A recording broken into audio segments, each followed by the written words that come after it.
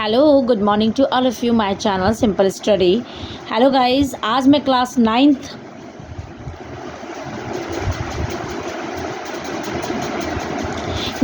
का ज्योग्राफी का chapter number 1 लेके आई हूँ, भारत, आकार और स्थिति।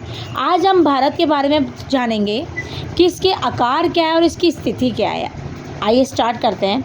भारत की स्थिति एवं विस्तार। तो भारत एक विशाल देश है जो पूर्ण रूप से उत्तरी गोलार्ध में अवस्थित है। ठीक है, यह संसार में सबसे बड़े महाद्वीप एशिया के दक्षिण मध्य में हिमालय और हिंद महासागर के मध्य फैला हुआ है। ठीक है, अगर हम विश्व का मैप देखते हैं तो उसमें हमारा भारत पता लग जाएगा कि कहाँ पे है। ठीक है, उसके बाद है अक्षांश।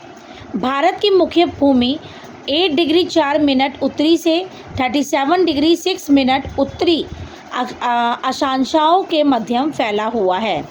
इसका देशांतरीय विस्तार 68 डिग्री 7 मिनट पूर्वी से 97 डिग्री 27 पूर्वी देशांतरों के मध्य है। तो इसमें क्या है, हम आकांक्षाओं और मध्य देशांतरों के बारे में जान रहे हैं कि कितनी से कितनी दूरी ये फैला हुआ है। इसमें जो कर्क वृत्त है वो 23 डिग्री 30 मिनट उत्तरी, इसे मिनट कहते हैं, उत्तरी भारत को लगभग 2 भारत भागों में विभाजित किया गया है। ठीक है, कर्क रेखा जो है वो 2 भागों में विभाजित है। भारत के 2 समूह अरब सागर और बंगाल की खाड़ी में स्थित है। भारत जो है वो 2 समूह में विभाजित है, अरब सागर में और बंगाल की खाड़ी में। उसके बाद अंडमान एवं निकोबार द्वीप समूह बंगाल की खाड़ी में है तथा लक्षद्वीप अरब सागर में स्थित है। सन 2004 में से पहले इसका सबसे दक्षिण छोर और या दक्षिणतम बिंदु 6 डिग्री 4 मिनट उत्तरी दक्षिण छोर था और यह सन 2004 में सुनामी के कारण सागर में समा गया। यह इंदिरा प्लवाइट कहलाता है, जिसे पहले पैमोलियम प्लवाइट के भी कहा गया है। तो ये जो थे अंडमान और निकोबार के बारे में बता रखा है कि कैसे इस समूह को किस नाम से पुकारा जाता है और कैसे ये सुनामी के कारण वहाँ बह गया। उसके बाद है भारत के दक्षिणांतरीय स्थिति 68 डिग्री 7 मिनट पूर्व से 97 डिग्री 25 मिनट पूर्व देशांतर के बीच है। तो भारत का जो देशांतरीय स्थिति है वो कितनी है, 68 से लेके 97 डिग्री 25 पूर्व है। उसके बाद है कि उत्तर में कश्मीर से दक्षिण में कन्याकुमारी तक भारत की लंबाई 3214 किलोमीटर है। तो उत्तर हमारा सबसे ऊपर आ जाता है और कन्याकुमारी नीचे की तरफ है। तो उसकी जो लंबाई है वो कितनी है, 3214 किलोमीटर। कच्छ के रण से अरुणाचल प्रदेश तक पूर्व पश्चिम दिशा में भारत की चौड़ाई 2933 किलोमीटर है। तो कहने का मतलब है यहाँ से लेके यहाँ तक जो है ये तो उत्तर हो गया और ये दक्षिण हो गया, जिसकी लंबाई है ये हो गया उत्तर और ये हो गया दक्षिण, जिसकी लंबाई है 3214। और जब हम ऐसे देखते हैं तो कच्छ से लेके अरुणाचल प्रदेश तक कितनी लंबाई आ गई, 2933 किलोमीटर। ठीक है गाइस, तो ये इसकी है लंबाई और चौड़ाई। अब आइए इसका क्षेत्रफल के बारे में जानते हैं, अपने भारत के बारे में। तो क्षेत्रफल की दृष्टि से भारत का विश्व में 7वां स्थान है। भारत का आकार चतुर्कोणीय है, चतुर की तरह है। भारत के भूभाग का कुल क्षेत्रफल लगभग 32.8 लाख वर्ग किलोमीटर है। यह विश्व में कुल भूभाग का 2.4% है। मतलब विश्व का जो मैप है हमारा, उसमें हमारे जो भारत है वो सिर्फ 2.4 है। ठीक है, भारत से बड़े 6 देश क्रमश इस प्रकार हैं। क्षेत्रफल की दृष्टि से रूस जो है 170.7 लाख वर्ग किलोमीटर है। कनाडा जो है 99.8 लाख वर्ग किलोमीटर है। संयुक्त राष्ट्र अमेरिका जो है 98.3 लाख वर्ग किलोमीटर है। और चीन जो है 96.0 लाख वर्ग किलोमीटर है। और ब्राज़ील 85.12 लाख किलोमीटर है। और ऑस्ट्रेलिया जो है 76.9 लाख वर्ग किलोमीटर है। तो ये और भी राज्यों की, देशों की, विदेशों की किलोमीटर वर्ग मैंने आपको इसमें मेंशन कर दी कि कौन कितना फैला हुआ है। उसके बाद है वलित पर्वत। वलित पर्वत क्या है कि भारत उत्तर पश्चिम, उत्तर एवं उत्तर पूर्वी सीमा पर नवीनतम वलित पर्वत से घिरा हुआ है। तो जो हमारा उत्तर पश्चिम है और उत्तर जो है और उत्तर पूर्वी जो है हमारे नक्शे में, वो जो वहाँ पे जो पर्वत हैं वो वलित पर्वत से घिरा हुआ है। उसके बाद है भारत मानक समय जो है। अब समय के बारे में हम जानेंगे कि भारत में समय कैसे आइडेंटिफाई हुआ, टाइम के बारे में कैसे पता लगा हमें। तो 82 डिग्री 30 मिनट पूर्व देशांतर रेखा को भारत का मानक समय माना जाता है। यह योग उत्तर प्रदेश के इलाहाबाद के पास मिर्ज़ापुर से होकर गुजरता है। तो सबसे पहले जो हमें टाइम के बारे में पता लगता है वो मिर्ज़ापुर के थ्रू पता लगता है। उसके बाद भारतीय मानक समय ग्रीनविच मीन टाइम से 5 घंटे 30 मिनट आगे है। तो कहने का मतलब है कि जो ग्रीनविच मीन टाइम है वो 5 घंटे आगे है और यह 5 राज्यों से गुजरता है। और ये जो टाइमिंग है ये 5 राज्यों से होते हुए गुजरता है, जैसे कि सबसे पहले उत्तर प्रदेश, मध्य प्रदेश, छत्तीसगढ़, आंध्र प्रदेश और उड़ीसा। ये 5 राज्य हैं जिससे ये टाइम पीरियड होते हुए आगे गुजरता है और इसमें डिफरेंस आते हैं टाइम में। उसके बाद है गुजरात से अरुणाचल प्रदेश के समय में 2 घंटे का अंतर पाया जाता है, जिसके परिणाम स्वरूप स्थानीय समान समय में इसी अंतर के बचने के लिए एक मानक की निर्धारित किया गया है। कहने का मतलब है कि जो 5 घंटे का अलग अलग मतलब जो डिस्टेंस आ रहा था टाइमिंग का, उसमें ये गुजरात से लेकर अरुणाचल, गुजरात इधर है, ठीक है, और अरुणाचल प्रदेश इधर है। तो इतना जो टाइमिंग आता है इसके सिर्फ 2 घंटे का अंतर पाया गया है, ठीक है। अब इसमें कहता है कि 2 दशांतर रेखाओं के मध्य 4 मिनट का समय पाया जाता है और जो 2 दशांतर रेखाएं हैं हमारी उसके 4 मिनट का अंतर का समय पाया जाता है। उसके बाद कहता है तट रेखा क्या होती है कि भारत की स्थलीय सीमा पश्चिम में कच्छ के रण से प्रारंभ होकर पूर्व में म्यांमार सीमा तक तथा उत्तर में जम्मू कश्मीर से दक्षिण में क्या है हिंद महासागर तक फैला हुआ है। भारत का जो स्थली है, जो भूमि है जो हमारी, और इसकी मुख्य भूमि की तटीय सीमा की लंबाई 6100 किलोमीटर है, जबकि अंडमान और निकोबार तथा लक्षद्वीप समूह सहित भारत की तटीय सीमा की लंबाई 7516.6 किलोमीटर है। तो ये हो गई हमारी तटीय रेखा की कितना कहाँ तक हमारी भूमि फैली हुई है। उसके बाद है तट रेखा की विशेषता और लाभ। इसकी विशेषता और लाभ क्या है कि भारत तट रेखा का विस्तार दक्षिण में हिंद महासागर की ओर पूर्वी और पश्चिमी तट के सागर है। पश्चिम तट रेखा से भारत के पश्चिमी एशिया सहित यूरोप और अफ्रीका से निकटतम संबंध है। कहने का मतलब है जो उनकी रेखाएं हैं वो हमारे पास करीब है, हमारे बॉर्डर्स के पास। उसके बाद है भारत का तटीय विस्तार संबद्ध देशों से विस्थापित गतिविधियों सहित द्विपक्षीय और बहुपक्षीय संबंधों में बढ़ने में सहायता करता है और तटरेखा के सहारे बंदरगाह स्थानों में सहायता मिलती है। बंदरगाह भारत के विदेशी व्यापार के लिए महत्वपूर्ण है।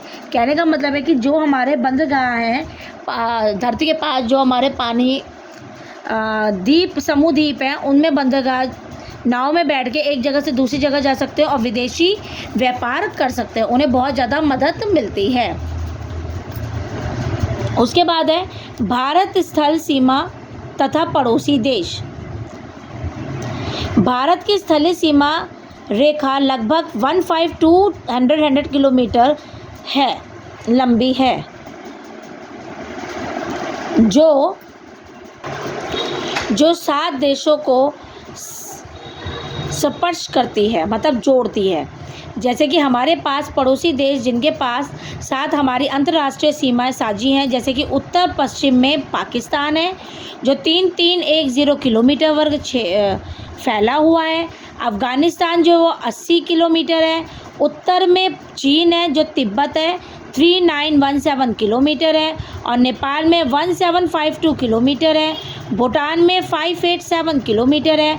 पूर्व में म्यांमार 1458 किलोमीटर है और बांग्लादेश जो है वो 4096.7 किलोमीटर के साथ हमारी भूगोलिक सीमाएं आपस में मिलती हैं। समझ में आए? तो ये हमारे बॉर्डर के कुछ वर्ग बटे हुए हैं जो फैले हुए हैं कि कितने किलोमीटर फैले हुए हैं। उसके बाद है दक्षिण में समुद्र पार को 2 द्वीप समूह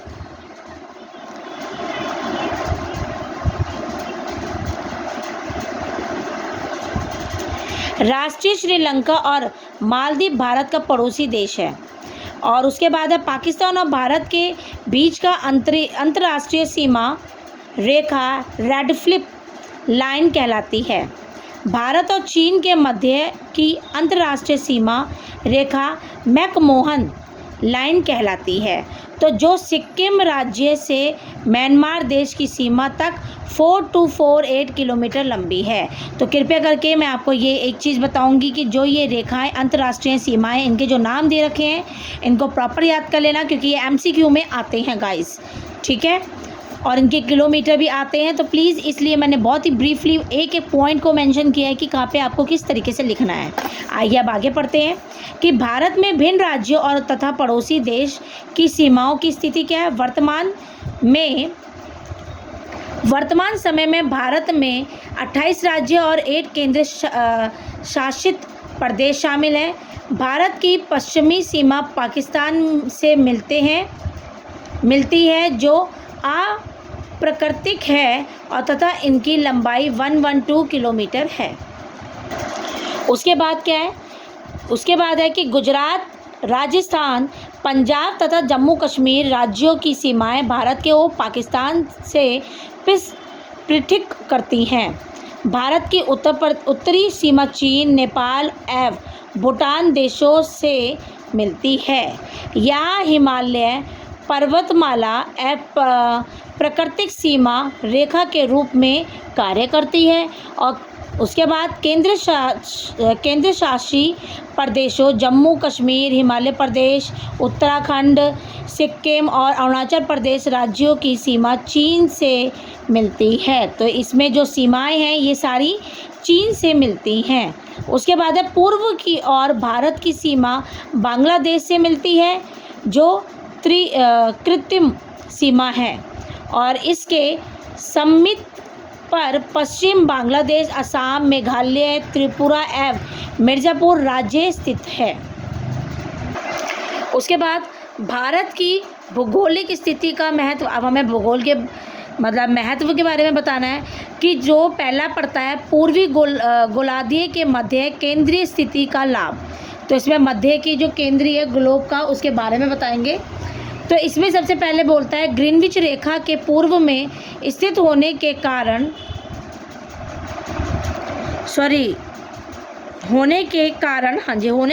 भारत पूर्वी गोलार्ध के मध्य केंद्रीय स्थिति लिए हुए है। ठीक है, इस स्थिति के कारण भारत से जल मार्गों द्वारा पूर्वी अफ्रीका, पश्चिमी एशिया, दक्षिण तथा दक्षिण पूर्वी एशिया और पूर्वी एशिया के देशों में पहुंचा जा सकता है। तो ये एक तरीके से बता रखा है कि इस मार्ग के द्वारा हम कहाँ कहाँ कौन कौन सी जगह में पहुंच सकते हैं। तो ये हुआ हमारा पूर्वी गोलार्ध के बारे में। अब आगे पढ़ते हैं। सेकंड इसमें टॉपिक है हिंद महासागर के मध्य रेखीय स्थिति का लाभ। तो भारत प्रायद्वीप के दक्षिणी छोर पर स्थित हिंद महासागर भारत के लिए अत्यधिक महत्वपूर्ण है। तो भाई देखा जाए तो ये हमारा दक्षिण छोर जो है ये सबसे ज़्यादा महत्वपूर्ण है, हमारा महासागर, हिंद महासागर। उसमें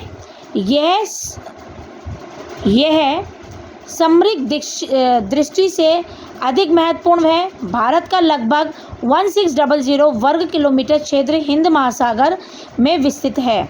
अफ्रीका, यूरोप और पश्चिम एशिया के देशों को पूर्वी देशों चीन, जापान और अंतर्राष्ट्रीय ऑस्ट्रेलिया के साथ जोड़ने वाला पार महासागरीय जल मार्ग भारत के निकट हिंद महासागर से ही गुजरता है। तो अब आप देख सकते हैं कि कैसे हम अदर विदेशी देश को भी अपने महासागर के द्वारा जोड़ सकते हैं। ठीक है, यह जुड़ा हुआ है। उसके बाद है सवेज नहर का लाभ। अब ये जो सवेज नहर है इसका क्या लाभ था? 1869 ईस्वी में सवेज नहर खोलने से पहले भारत को यूरोप से समुद्र मार्ग से व्यापार करने के लिए अफ्रीका के दक्षिण छोर से होकर गुजरना पड़ता था।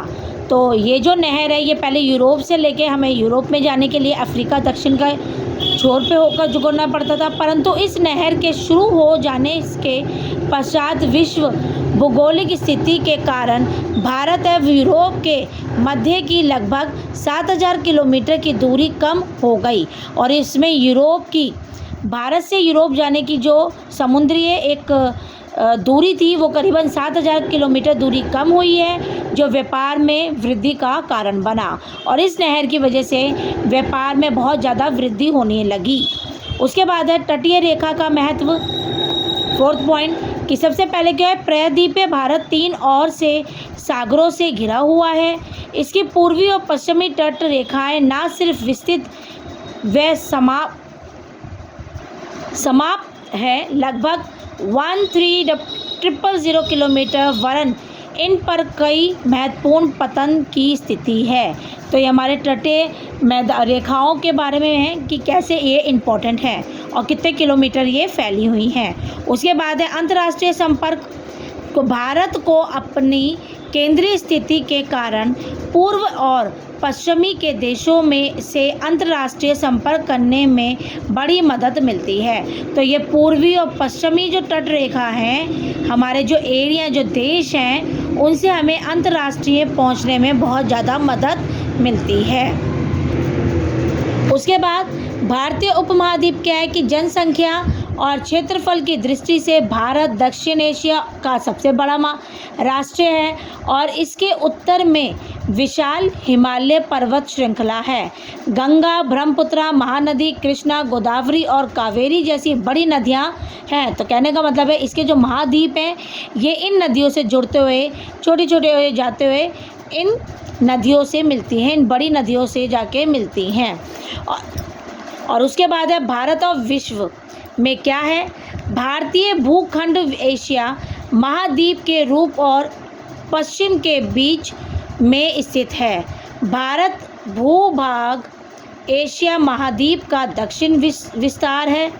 हिंद महासागर के पश्चिम में यूरोप देशों और पूर्वी एशियाई देशों को मिलाता है और हिंद महासागर के कारण भारत का केंद्रीय स्थिति प्राप्त हो जाता है और दक्षिण का पठार हिंद महासागर में संचवर्त फैला हुआ है और पश्चिम एशिया, अफ्रीका और यूरोप के देशों के साथ साथ पूर्वी एशिया के देशों में भी पूर्व तट के जरिए व्यापारिक व तटीय सीमा भारत जैसी नहीं है। कहने का मतलब है जो हमारी तटीय सीमा है वैसा कोई कहीं और राज्यों में या विदेशों में नहीं है। आई होप आपको ये चैप्टर समझ में आया? आपको किलोमीटर, महाद्वीप, नदियाँ, कौन कौन से विदेशी हैं हमारे, कौन कौन से हमारे देश और विदेश या अंतर्राष्ट्रीय हैं कि जो एक दूसरे से जुड़ते हुए चलते हैं। तो ये भारत का हमारा पहला चैप्टर है, भारत, आकार व स्थिति, और इनकी स्थिति के बारे में पता लगा होगा कि ये 37 डिग्री 6 मिनट कहते हैं इसे, और अगर यहीं आके अगर कुछ और बढ़ जाता है ऐसे करके मिनट, और उसके बाद आ जाएगा तो ये सेकंड कहलाता है, ये 2 चिन्ह। ठीक है गाइस, आई होप आपको मेरी वीडियो अच्छी लगी हो। ये प्रॉपर एक नोट्स, अगर आपको मेरी वीडियो अच्छी लगी तो प्लीज़ लाइक शेयर सब्सक्राइब करना ना भूलें, और बेल आइकन को ज़रूर प्रेस करें। मैं लाइक इसलिए कहती हूँ क्योंकि लाइक रहेगी तो वीडियो आप तक और आती रहेगी, फीडबैक मुझे मिलता रहेगा, आगे आगे चलती रहेगी, और उसके ज़रिए मेरी वीडियो भी आप तक पहुँचती रहेगी। तो प्लीज़ लाइक शेयर सब्सक्राइब करना ना भूलें बिल्कुल भी, और ज़्यादा से ज़्यादा और फैमिली मेम्बर्स को जोड़िए, शेयर कीजिए इस वीडियो को। हिंदी मीडियम में नोट्स हैं ये SST के क्लास 9th के। आई होप आपको मेरी वीडियो अच्छी लगी हो। अगर आपको मेरी वीडियो अच्छी लगी तो प्लीज़ हम्बल रिक्वेस्ट है कि आप इसको लाइक शेयर सब्सक्राइब ज़रूर करें, और मुझे कमेंट में बताएं कि आपको मेरे ये नोट्स कैसे लग रहे हैं। Thank you for watching.